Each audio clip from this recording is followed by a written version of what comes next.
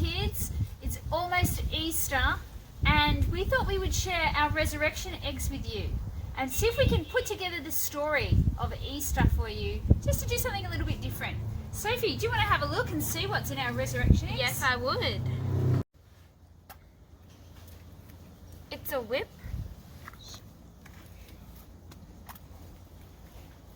Nothing.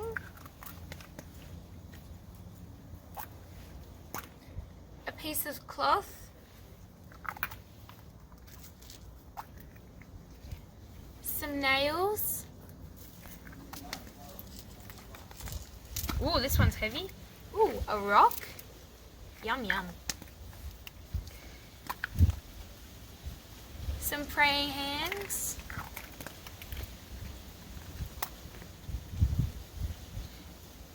A crown of thorns.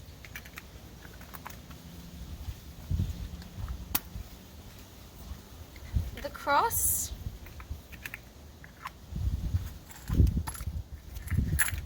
Coins. Ooh, I'm gonna be rich now. Ooh. And a dice.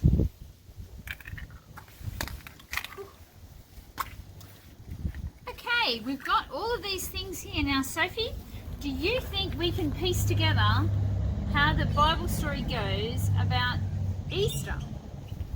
Yes, I do. Okay.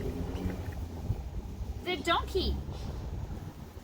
The donkey was at the beginning when Jesus was being led into Jerusalem. When he was returning to Jerusalem, can you remember what Jesus asked his disciples to do? He asked his disciples to get the donkey that was standing like at the front of the town, and he said, if anyone asks you, why are you getting this donkey, he said, it is for the Lord. Say it's for the Lord.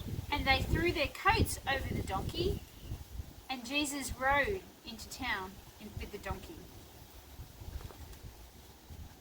Praying hands, Sophie, can you remember what happened? Jesus was praying in the garden, and he asked some of his disciples to help him.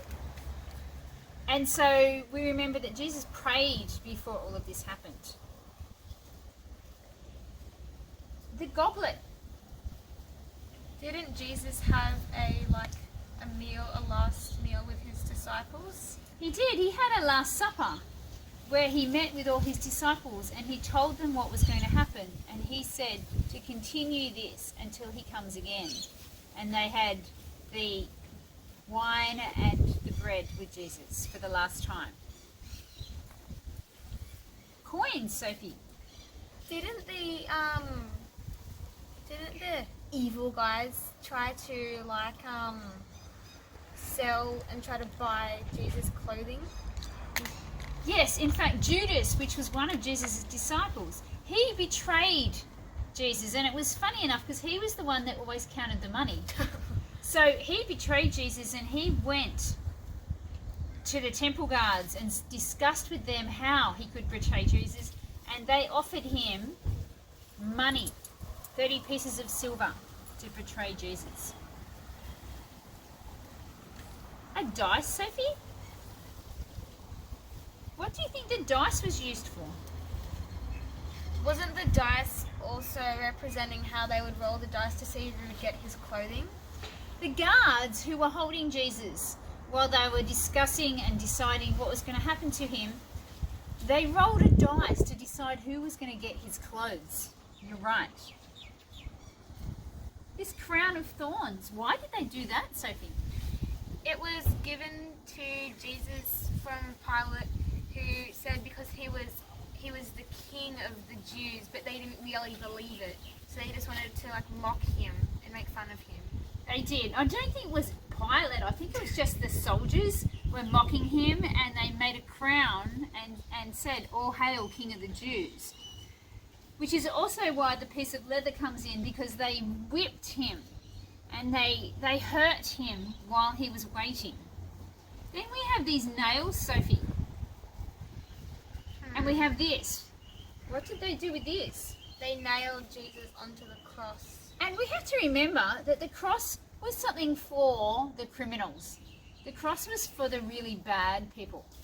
So they crucified Jesus with all the really bad people. And not only did they use the cross, but they nailed him to the cross by his hands and his feet.